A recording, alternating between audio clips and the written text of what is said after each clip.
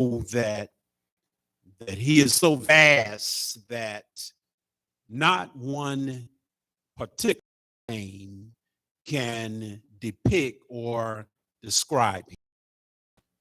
We've talked about several manifestations, and we understand very clearly that at the fall of man in the Garden of Eden, there was a tremendous void, and the heavens were silent for over 400 years. And then Jesus Christ comes in the coming of time and the 42 generations. And he reveals himself in the flesh, the man of God. And God had been, since that fall of man in the garden, he had been trying to somewhat close this gap, close this void that Adam and Eve had created in the garden, that birth into our life not only sin, but the penalty of sin, which is death. Death was born. And now Jesus Christ comes and becomes the ultimate sacrifice by dying on the cross, giving us access to the Father through the Son, Jesus Christ. And so we talked about Jehovah Nissi, the Lord who is our banner and our standard, according to Exodus 17:15. We talked about Jehovah Shammah, the Lord is there. We talked about El Shaddai, that he is all powerful against all opposition.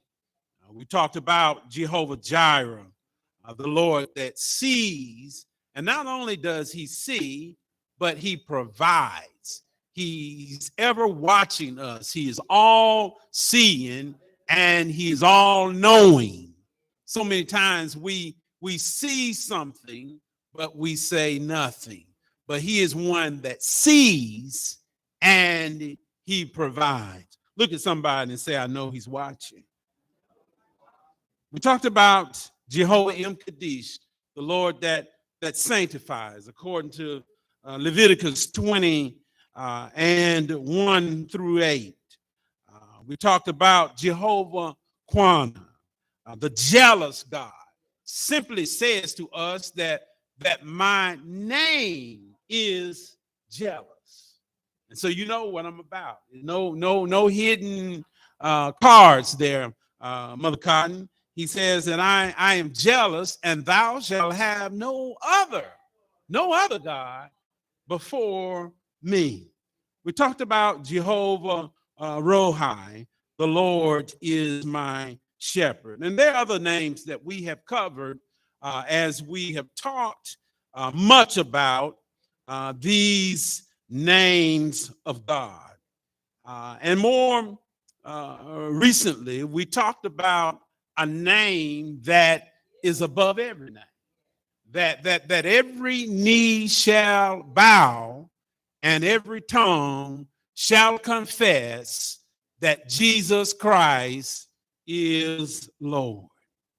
And so we come now to Proverbs, the 18th chapter. I want to give you just a little bit of background, but the 10th verse is going to be our key verse. I want to start at the first verse, Proverbs, the 18th chapter. An unfriendly man pursues selfish ends. He defies all sound judgment.